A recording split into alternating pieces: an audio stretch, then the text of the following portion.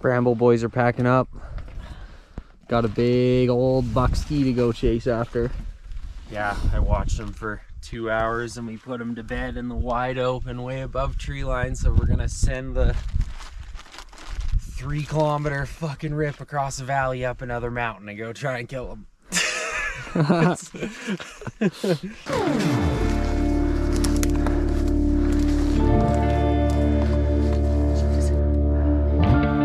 it going, lads? It's going good. Are we halfway or what? Hopefully it's not blowdown city like it looks like it's gonna be. All right.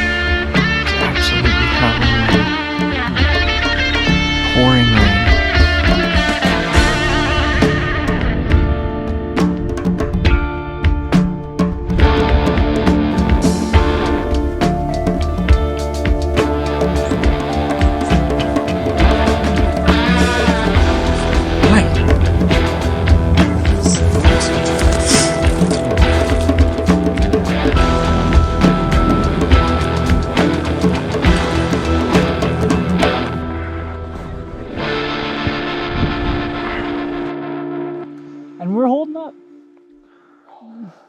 We're tired, we're sore, but we're holding up.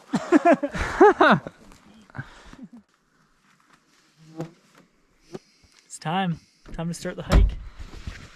It's time. Up to the top. I'm not ready. Here. You going tailgate? Yeah. That's what I would do too. Oh, my gun, dude. My gun.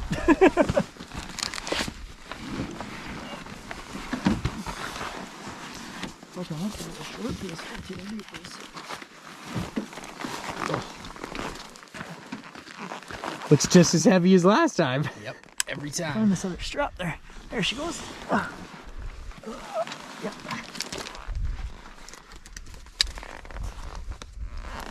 Not gonna be that fun.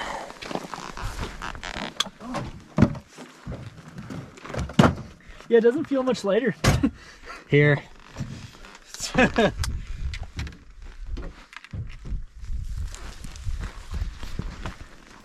Hello everybody and welcome to another episode of Wild Element. In the coming episodes you will see myself, Kevin and Adam embark on another mountain hunt. This time we're after early season September mule deer in the high country of British Columbia. The goal for this trip, and has been a goal of mine for a very long time, is to finally connect and harvest a mature mule deer buck. I've been along with my brother on several harvests of big deer, but never personally have had the pleasure of getting one myself. This year, we made it a goal to try and make that dream come true. Move that strap in the corner.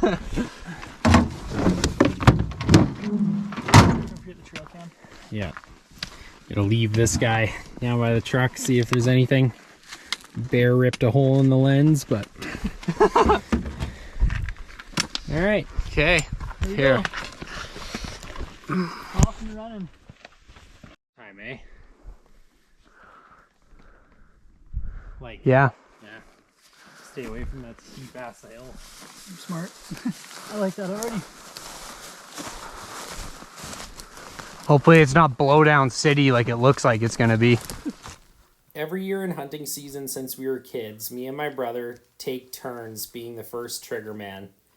This year it's Justin's turn. In previous years it was supposed to be his turn to pull the trigger, but unfortunately he just didn't wake up early enough to make that happen. This goal for this year is to get Justin a buck. All three of us are going to have to work real hard for it.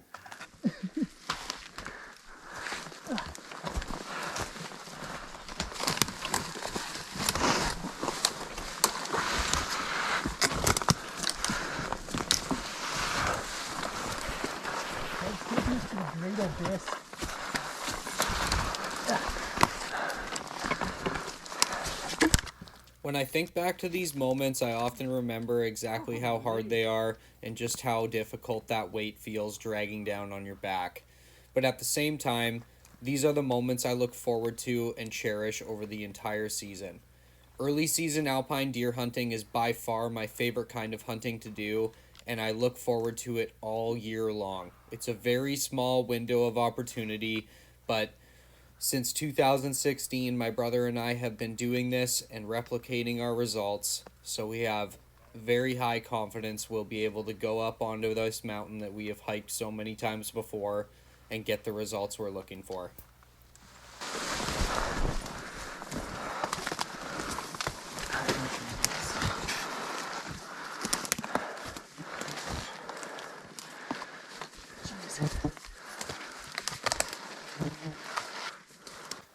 Along for the ride with us this trip is my lifelong friend Adam. I grew up with him since I was a little kid. He was one of only 4 other kids I grew up with that were into hunting. We've done a fair amount of hunting with each other over the years, but this is the first time we've ever been on a backpack trip besides the one we just got off of. We went out into the middle of nowhere and packed a caribou out for him, so he's along for this trip to help return the favor.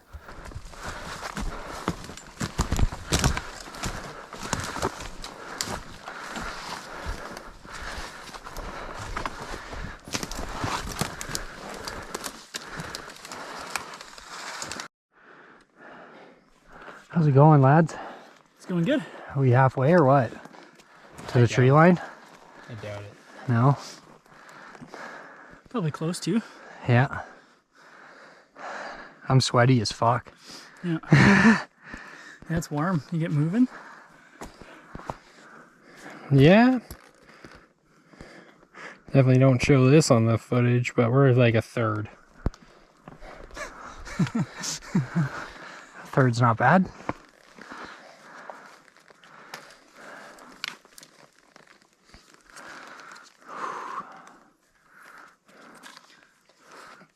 We definitely know this is the best way up, though. Yeah. Looks like a good way. Yep. We're taking it easy. You go too far to the left, there's a massive section of blowdown. And places where the timber's stupidly thick. Yeah. If you go to the right, it's like a really big boulder field. Look at that tree. Oh, yeah. In past years, we have made mistakes hiking both up and down this mountain. Go one direction too far, end up in a ton of blowdown. Go another direction too far and end up in blowdown and a boulder field.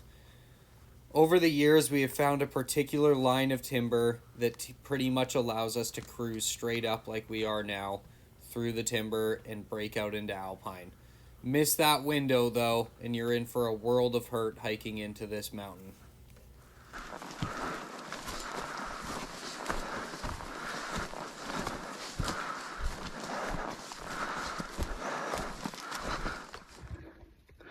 We're breaking Alpine. Look at pretty good. We're almost out of the timber. She's decently clear so we can see.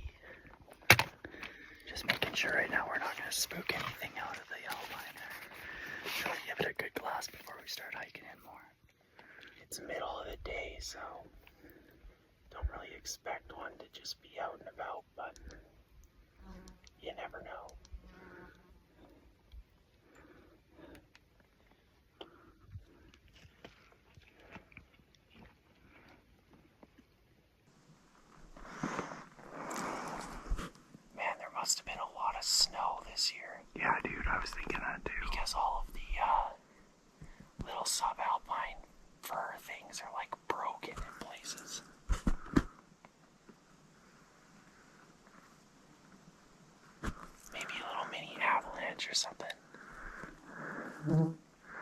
We saw a doe cook standing at the very top of that.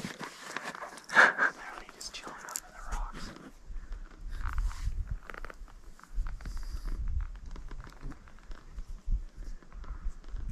We've never really seen deer up here this time of the day, but you never know.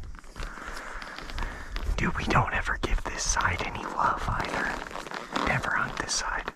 No, occasionally, like last year I was walking over and like looking at it, but yeah, that was about it. You have to sit up on top of the ridge and wait.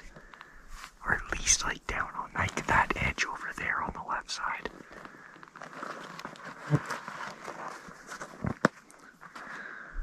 Anyway, that wasn't that bad of a hike. The deer up here, dude, they move so far sometimes. Like the does last year moved like a couple of miles in like 40 minutes. Just like the caribou, bro. Just moving.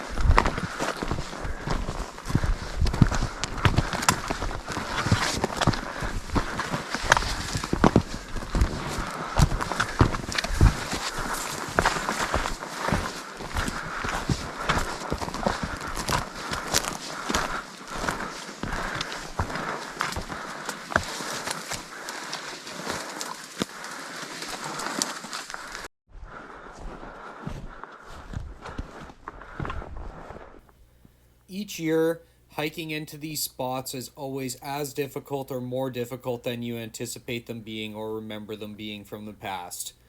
One of the things that I've had to learn the hard way is to not burn yourself out on day one of a backpack hunt. Being able to wake up the following day and have the energy to do the hiking that is necessary for success on a hunt like this is critical, and the only way you can do that is by listening to your body and not pushing yourself too far all at once. These aren't races, these are marathons, and getting to a spot and where you want to be is only a matter of time. Get there safely, treat your body with respect, and your body will look after you on these hard trips. Just remember how much you're going to be put through when you're put through a week of alpine hiking.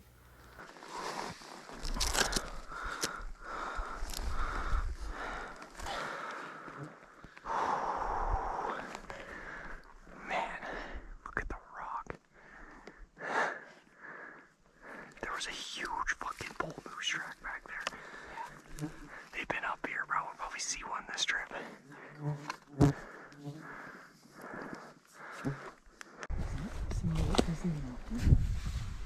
Where's the grizzly bear? Oh yeah, I see him. Where'd my phone end up? He's right behind him, Cook. I can't see the grizzly. Kev, I'll get him for you. I can see him in the... Kev's got him. Oh, okay, cool. Yeah, he's just kind of behind a little rise. Oh, yeah. Just non-stop mucking. Yeah.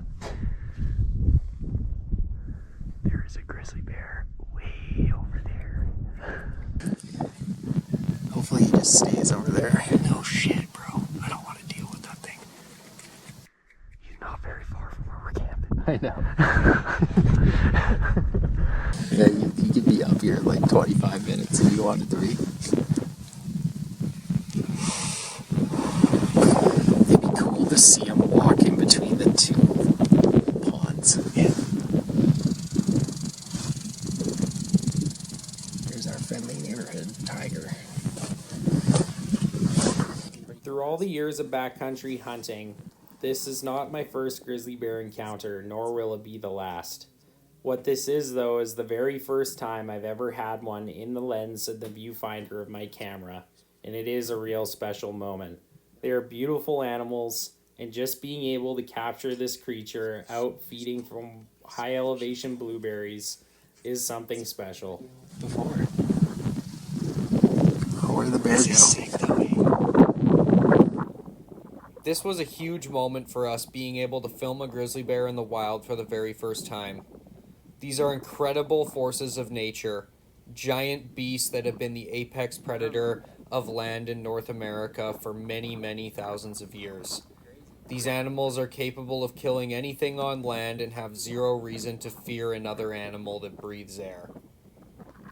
Seeing this one within 2 kilometers from where we planned to set up camp that evening wasn't a great feeling to have in the back of our minds, but nevertheless, this land is home to many critters, and we have to share the area. Hopefully that bear will mind its own business, stay clear of us, and we'll have no issues with him.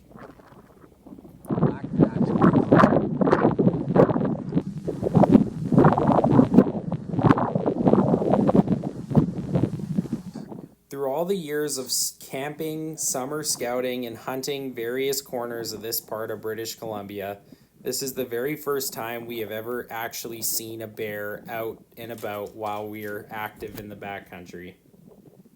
He's out here covering ground, foraging for berries, not a care in the world. Even poses on this little boulder, taking in a sniff of the wind to continue on his way. I think the reason we started seeing bears this year, and probably from every year after this, is because in British Columbia, the grizzly bear hunt has been put on a complete stop to the general public. What this has caused in my mind is these bears have huge territorial ranges, so you are now seeing them, or more frequently seeing them, in places they typically would not inhabit. They're massive predators, and they need a huge space. You can't cram a whole bunch of bears into small locations, so slowly but surely they're spreading themselves out across the landscape. Although this is our first experience, I can say through hearing through the grapevine other hunters are reporting the same thing. With hunting pressure no longer being a problem for these guys, their numbers are simply blooming, and they are covering a lot of country. As this giant grizzly bear made its strut away up the mountain, we all sat in awe and admired its pure beauty and strength. He walks like he's the king of the mountain, and in reality he certainly is. Thankfully for us, this was the last we would see of this grizzly bear, and he wandered off into the distance, never to be seen again for the remainder of the trip. We didn't even get 400 meters where we were filming the bear and we got a buck spotted.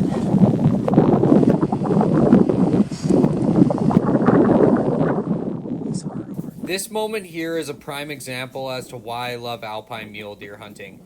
Deer living at this elevation see very little to no hunting pressure for the majority of their time spent at the tops of these mountains.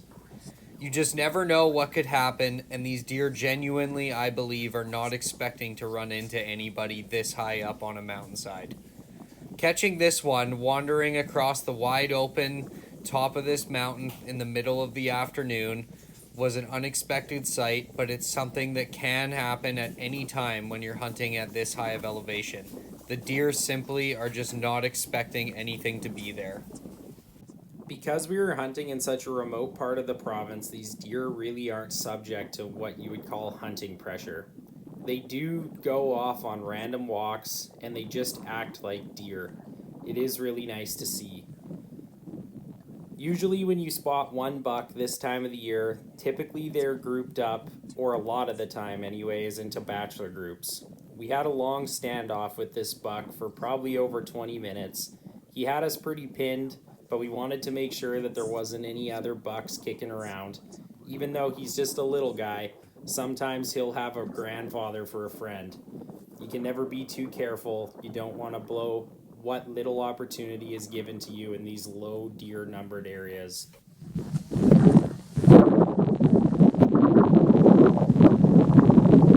Let's see the antler tips sticking out there. Another thing I'd like to point out while we're zoomed in on this buck is just the sheer size of the body. This is a very young deer, but comparatively to a deer of the same age class around Kamloops, whereas our hometown, you wouldn't see a buck with such a squared out chest, big quarters, and a sagging back already at his age. I believe these deer are built bigger and tougher that have to live a hard life on the mountain and long migratory routes to winter range.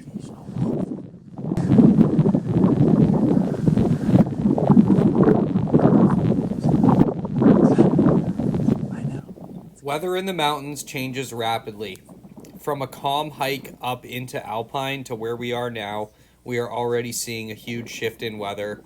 Cloud cover is coming overhead, and the winds are starting to rapidly pick up in speed. You just never know what you're going to get and how quickly you're going to get it when hunting at high elevation, so you genuinely have to be prepared for any situation. Dude, he's so orange. He's so orange. It's a long time in the open. I can't believe the size of the chest. Where there's one, there's not really more. Maybe not right beside him, but probably in the That's so sick. Okay, we start I think we caught him like crossing.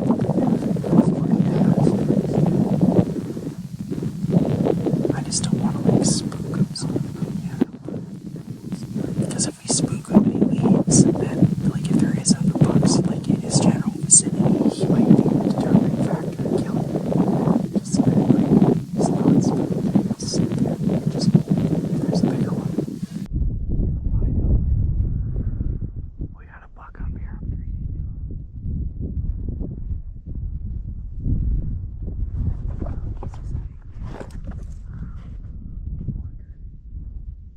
He's looking. He's gonna move. Kevin, he's looking around. Yeah, he might be. Yeah, he is. That's sick, boys. He's moving. If there's something else there, it's gonna get up now.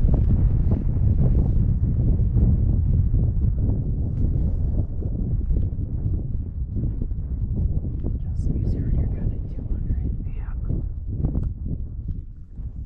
That's a lot of drop at 300, dude. It's like over 12 inches. He's not too worried at all. Nope. No, he's chill.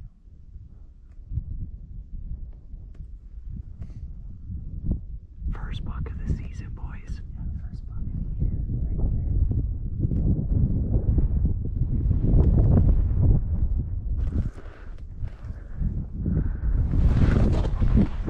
Maybe he's not a little 3, he's just a 2.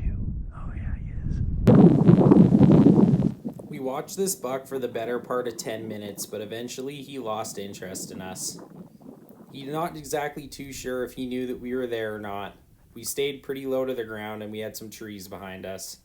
But he probably saw us walking across beforehand and did the typical mule deer freeze. Once he figured there was no danger, he sauntered off and out of sight.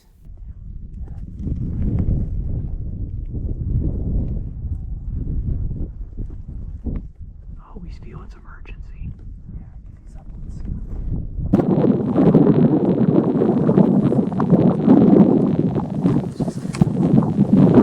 It's okay, we'll just let him do his thing and walk away and we're good.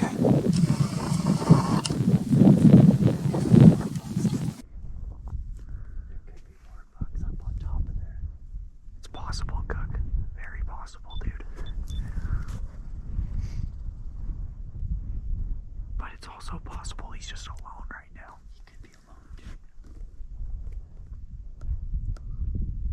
That's a good sign that there's more bucks in the bowl we're about to be hunting in. Guaranteed there's going to be more bucks than just him. We just got him moving. I think that's all that happened. Kev, that means he's not the only one here, bro. What's that? He's not the only buck here, that's for sure.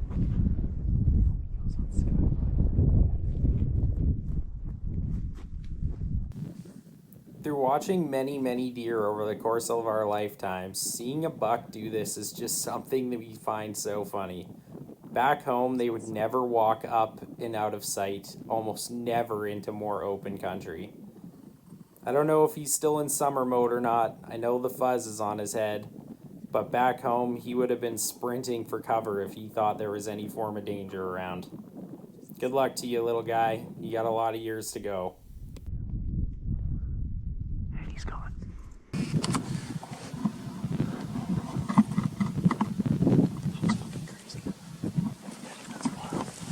So crazy. Yeah, let's go. We just got up here, bro.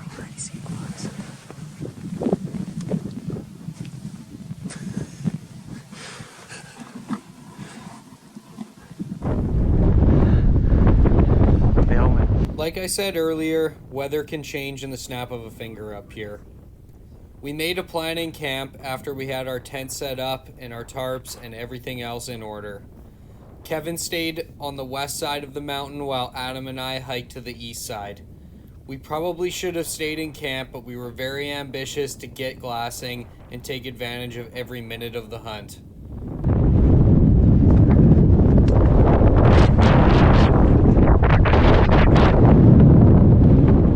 Looking back on this footage now, hearing the whipping of the winds, seeing the look on Adam's face, and I can't help but wonder what we were thinking going hiking into such winds. We definitely should have stayed on the west side of the mountain with my brother, but this is how we learn from our mistakes and get better each year. I moved down into the bowl. Justin and Adam went up over the other side. I just saw a doe and a fawn. And there's 2 goats up here, so we're going to get a shot of that. Where are these guys? There he is.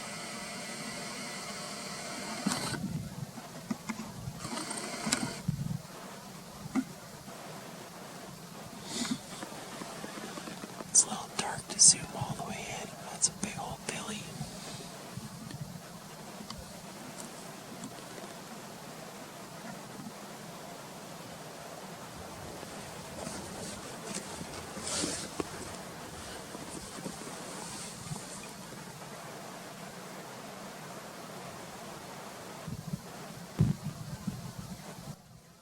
Mountain goats are pretty funny creatures. We've seen them in many places over the years, but in this particular spot, I'm pretty sure this is the same Billy we have seen a handful of years in a row.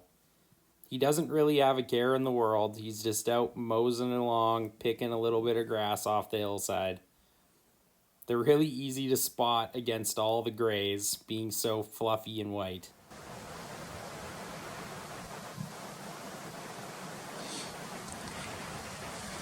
It's 7:55 right now.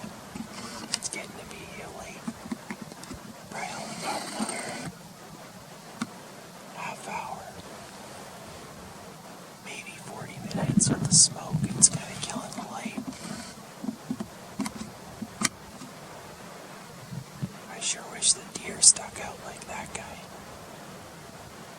Those 2 does winded me and they just went into a little patch of timber and didn't move after that.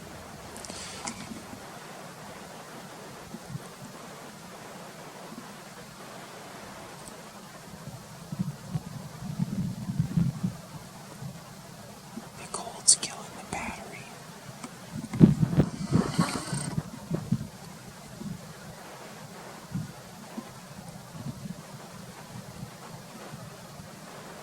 It's probably only a couple degrees up here right now.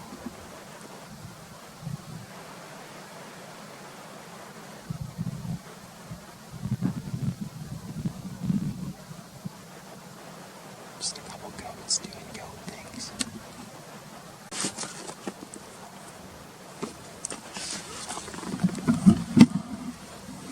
These deer are literally chasing each other back and forth now.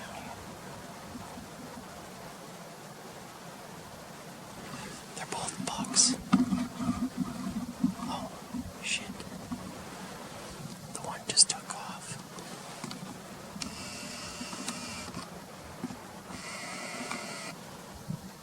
I was watching them in the binos.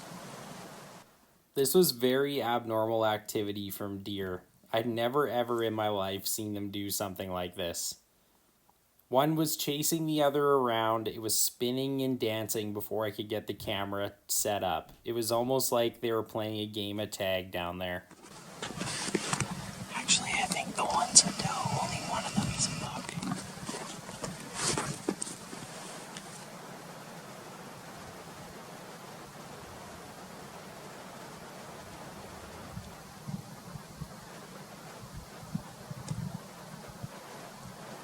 At first, I thought she winded me. But they were. I wish I had the camera out. I had the binos on the tripod. The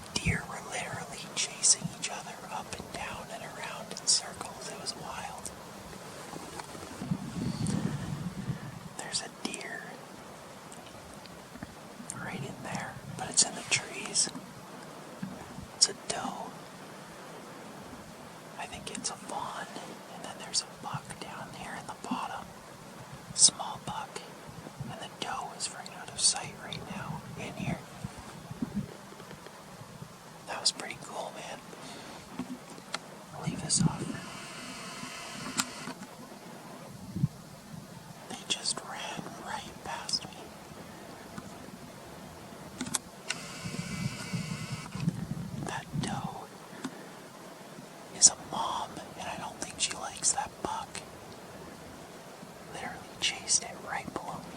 It was crazy. The cameras. I still have a lot of light in my eyeballs, but the camera doesn't do well in the last half an hour, so that's wild.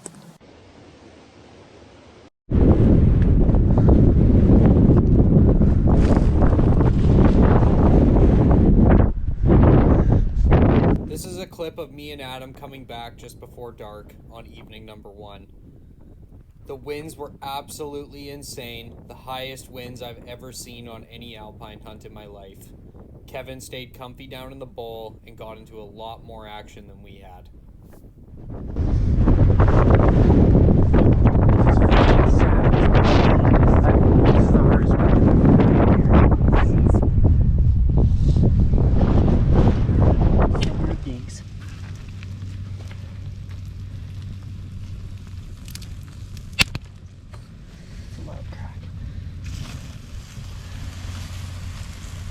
It's a good snap. Yeah. There's so much like firewood in there, man. I know. You'd have firewood for like a month. Yeah, a lot of this shit never used to be this dead. I don't know what changed. Well, day 1, we split up. Last 2 different zones for the night. Me and Cook went to the front side of the mountain that we hiked in on. Saw nothing. Trash. But Kevin went down into the bottom where we get water and seen a basket rack buck and a doe doing some funky things. We'll give her a go in the morning, see if we can find a fucking big one. And if not, we send it into no man's land. Yeah. The next day be a little raw.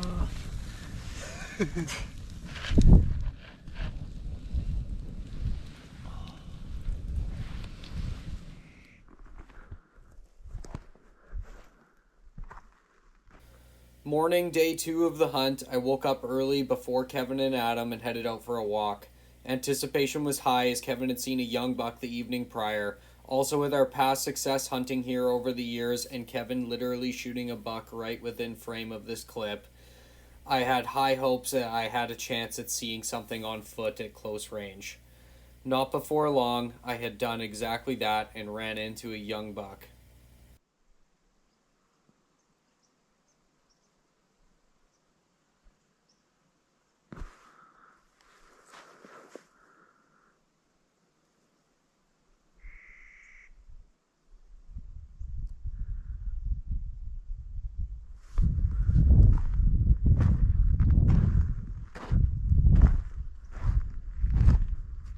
Just moments before starting this clip, I had run into a buck who was looking over his shoulder in his bed about 100 yards away from me. We had a fair standoff for about 30 seconds as he stared and observed at what I was. He eventually got out of his bed, stood up, and slowly walked away into the sparse timber below. I spent a little bit of time glassing, looking around my general vicinity to make sure nothing else was there, but eventually decided spooking that buck was enough, and I headed back uphill towards our camp to see if Kevin and Adam had spotted anything in the long distance, as they had been on the spotting scope and the camera all morning looking at country over 8 kilometers away from our position. I just had a run-in with a little buck. 2x3. Too bad that wasn't a big one. They had him at 150 yards. Broadside.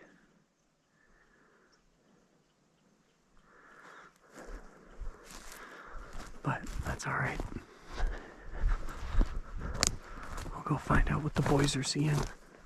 See if it's worth making the 10K hike over to that other buck.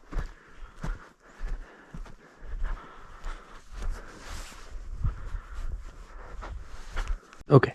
It's morning, day 2. We got slammed by rain all night. And last night was uneventful for the boys. They got hammered by wind. I saw 5 does. And this morning we're just waiting for things to start moving. Nothing's moved where we are yet, but way over there, I was able to glass 6 deer all standing together, and one of them is way bigger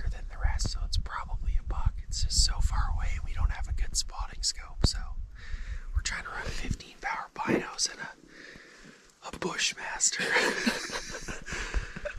I have a vortex spotter, but it's broken every 3 months I've owned it since I've had it, so that thing's a piece of shit. Let's see if I can get him in here.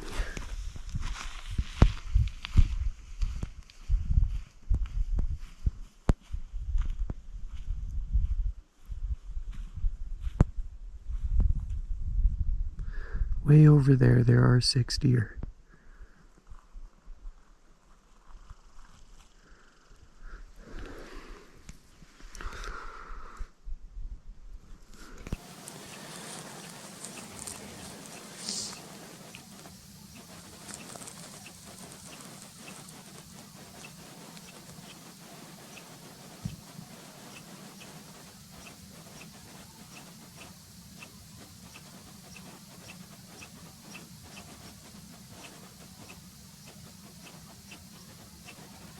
Come on, son.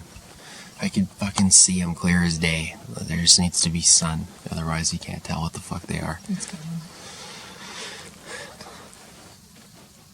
Because in the sun, their velvet's gonna glow, and we're gonna get an idea of how big he actually is. Yeah. I could see it with the binos at one point. Really? That's what made me want to grab the spotter. With Justin's big camera still being broken from the caribou trip, my old backup camera is all we had. It does have around 50 times zoom, but it's very low quality, as you can see. At least we were able to pick up a little bit of what you could see in the distance on that thing, as this was at least a little over 8 kilometers in a straight line from us. It would take us pretty much an entire day to get there, but as you can see, that one deer in the middle has a good frame on his head. Through that little crappy spotter that we had with us, we could make out that 3 of these deer were all bucks. One of them seemed to be of quite a bit larger caliber than the other 2, but 2 of them definitely had frames and more than likely were forked. So, with this in mind, we kept it in the back pocket, as it was quite the trek to pack out a deer, but nonetheless, we spent the remainder of the morning picking the landscape apart and not turning up much else. It's okay, I can one-up you. When I got into bed last night, I fucking lifted up my sleeping mat, and because my underneath mat was up on that hill, there was so much water in my tent. Oh no. So my whole mat's like wet underneath. Yeah. Somehow my biner harness got wet last night, so the whole shoulder strap was wet. Fuck. Everything's wet. Oh, we might get a patch of sun on those deer if it goes up. They literally bed it down out there, like in the rocks. Yeah. Like, it doesn't seem that far because you can see the tree line there, but like, it's far. Dude, it's a long fucking way. Seeing those bucks at long distance was super exciting for all of us. When I had an opportunity to look through the spotting scope and my brother was able to point out what he was looking at, I had perfect lighting and I was pretty certain I was looking at a big frame sitting atop of a nice buck's head. Regardless, we made the decision to stay where we are and hunt for one more day, so we split up and started glassing for the morning. Adam and I decided to work our way across the west face of Peak 1 so that we could keep watch into the drainage across from us and below us. My brother decided to get on top of Peak number 1 and wrap around so he could watch the east side for the morning and the north faces that we couldn't see. The bucks that summer in these mountains are extremely elusive animals and don't show themselves often in the wide open. The thing that makes the Alpine so magical, though, is that if you put in enough days, usually at some point they will wander out into the open and you'll have a great morning of glassing up beautiful bucks in the Alpine.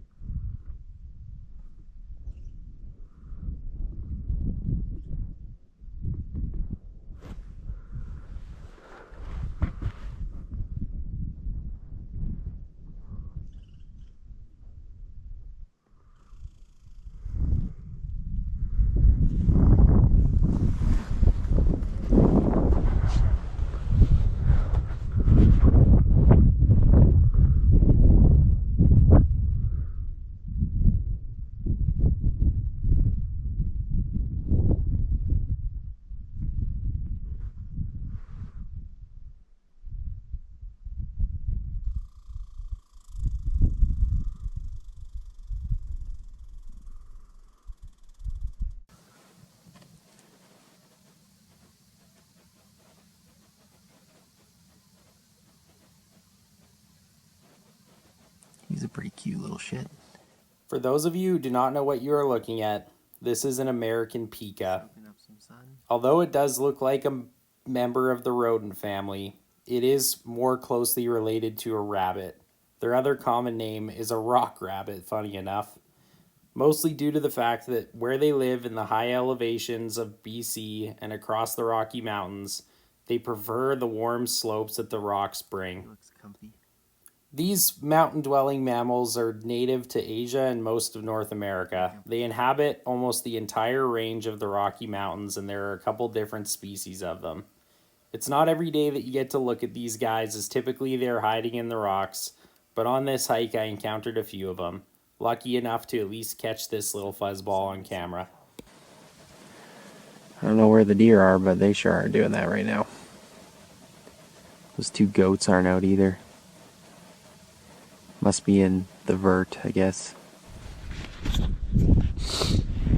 Oh, I hiked across about a kilometer. Check this out back. And didn't see anything. I think Kevin's gonna go for a walk down into the bottom this morning and glass this hillside that I'm on from a different angle. And I'm kind of just sitting here watching what I can watch, but I think I'm going to stay here for about 20-30 minutes. It's already 9:30, and see about making a plan to go to the back end, because that buck that I saw through the spotting scope, if he's 10 kilometers away and I can see his frame, probably a big buck, probably a shooter. So we have 3 guys. I don't see why we can't pack it out. We don't even have to pack it all out in one day. We can spend 2 days, so just have to go give it a shot. So far, 7 deer today. Only 1 on the side we're hunting. All the rest are a long, long ways away.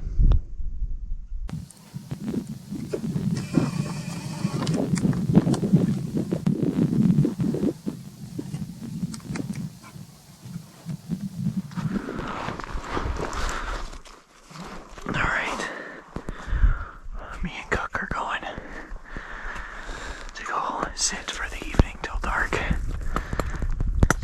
Hopefully kill a big buck. Kev just crested the hill over there, so he should be in his spot at the same time we are. Kevin's gonna sit in the bottom and glass all of the stuff in the canyon we can't see, and we're gonna go up to this edge, and Adam's gonna look over all of this stuff. And I'm gonna look over what I can see in this stuff and the other bowl. So we'll see if that works. Got some fucking weather coming in though. Look at the back end. Oh, that looks disgusting. Yep.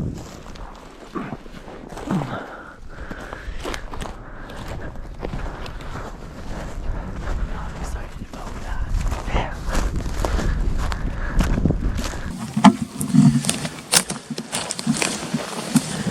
Set up shop for the evening. Justin and Adam are hiking up the ridge. Go look at some stuff that I can't see from over here. I'm going down lower to look up into an area, the face below them that they can't see. And to look down into the bottom where I saw some deer last night.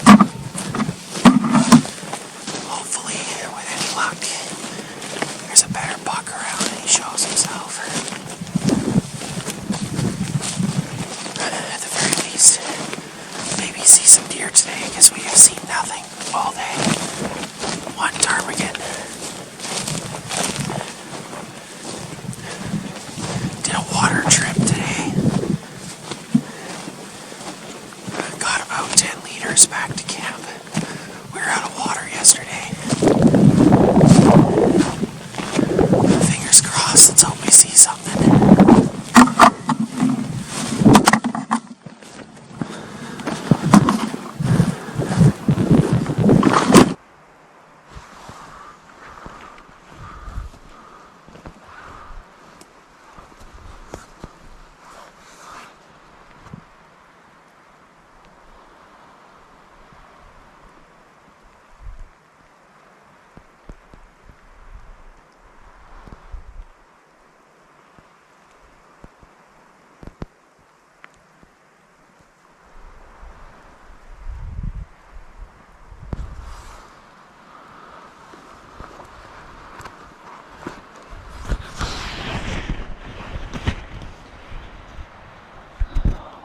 had some weather come in. It's absolutely howling wind. Pouring rain. I had to put my pack fly on, throw all the rain gear on, but it is dumping. So, probably sit here until it gets uncomfortable and then go back to camp, but you never know what you could see in these buckwoods, even in the rain. Tucked up behind a tree right now. Adam is over the other side, looking the opposite bowl, and he has no rain gear, so he is definitely sitting under a tree for sure.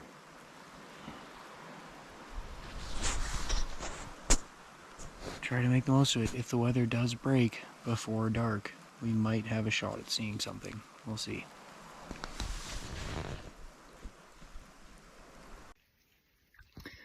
Hey guys, so we're sitting for the evening. It's around 5:30. It's raining very heavily, so we're just kind of taking a bit of cover. So I tried to find a place where I can get a bunch of vantage from. You can see out that way. There's some nice blocks, and right over there you may not be able to see it, but there's a big bowl down in that way. So I'm just kind of waiting for this weather to break. Justin's probably about half a kilometer up there behind me, and Kevin's on the whole other side of the valley there. We're just trying to see if we can see any of the bucks that we saw yesterday, and hope for the best for this evening. Just kind of waiting for the weather to break, but it's going to be promising. So hopefully after the rain, the deer might get moving more, and we'll see what happens.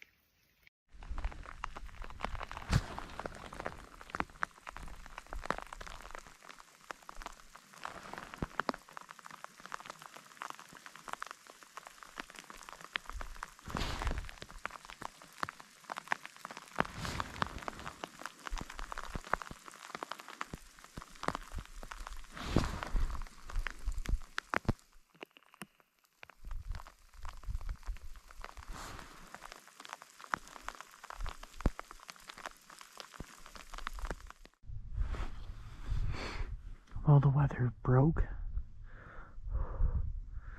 It is, it poured pretty hard. Now it's sunny. So we'll see if a deer gets up and moves.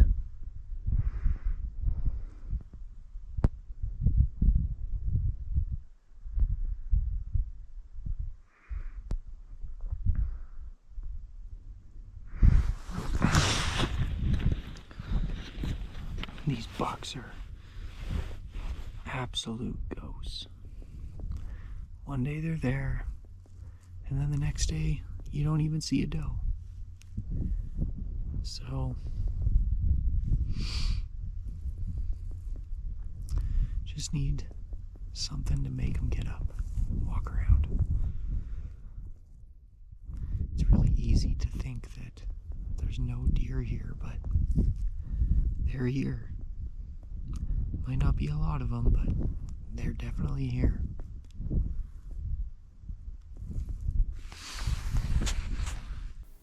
As Justin has just said, there are deer in the vicinity. They do a lot of moving at nighttime, we think, as day-to-day hunting in this corner of the world, we'll see deer come and go that'll just randomly appear, never to be seen again. I think they cover a lot more ground than we think at times. It's just a patience game.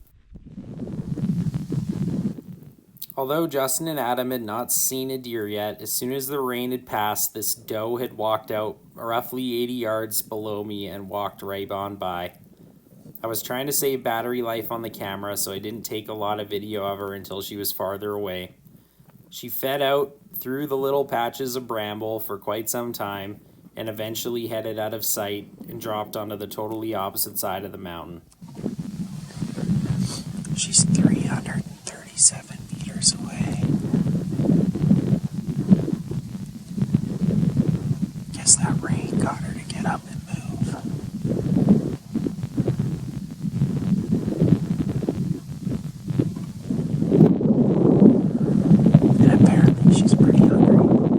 This entire region of mountains that we're hunting has extremely low deer densities.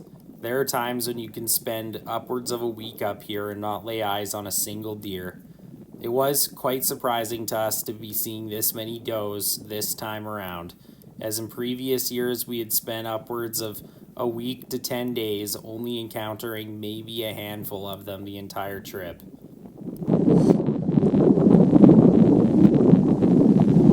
Deer of the day so far. Nobody else has moved.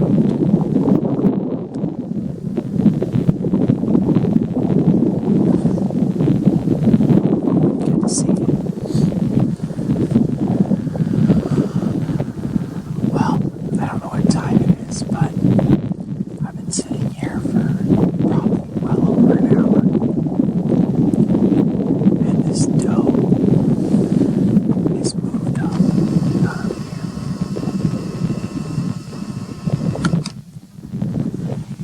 She came out of there and went across and up. And now she's over there.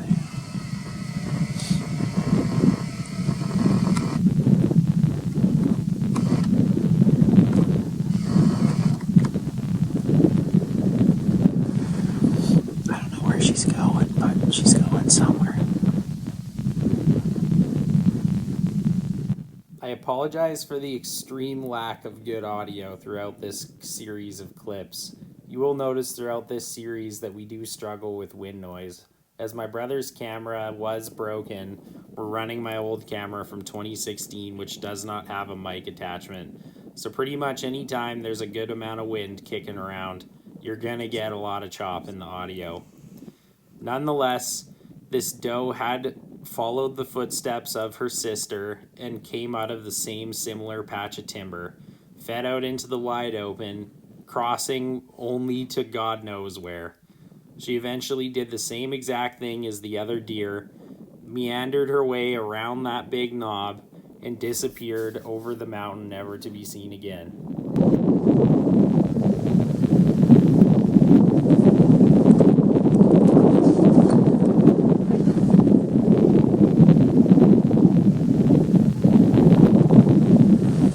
Well, deer number 4 for the evening just came strolling out of the woods.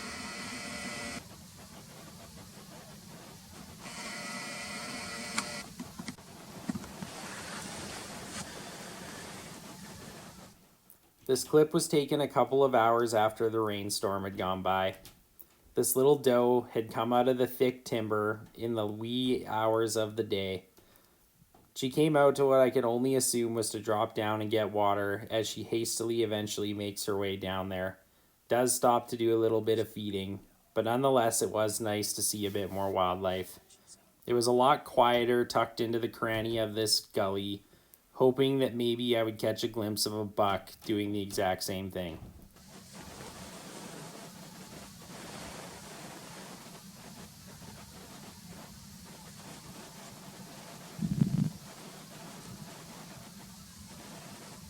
First time I've ever seen a doe with that face anyway, or a deer in general.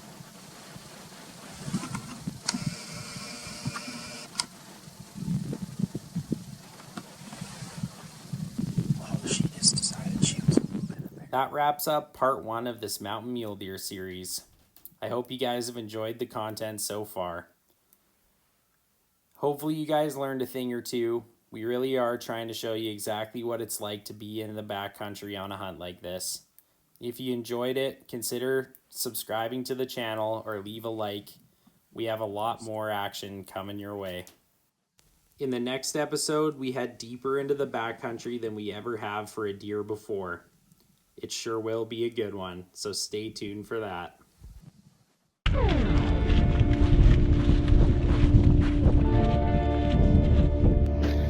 Well, we left our first camp because Kevin saw a bunch of bucks over on the hill over there.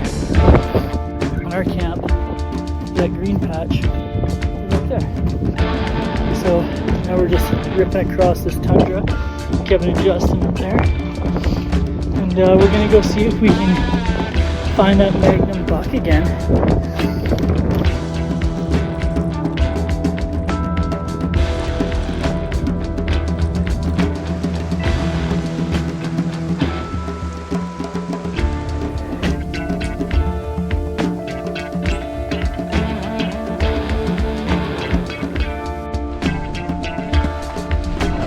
Bramble boys are packing up. Got a big old bucksky to go chase after. Yeah, I watched them for 2 hours and we put them to bed in the wide open way above tree line, so we're gonna send the 3-kilometer fucking rip across the valley up another mountain to go try and kill them. If this works, it'll be nuts. It's like He's such a monumentous task. right there.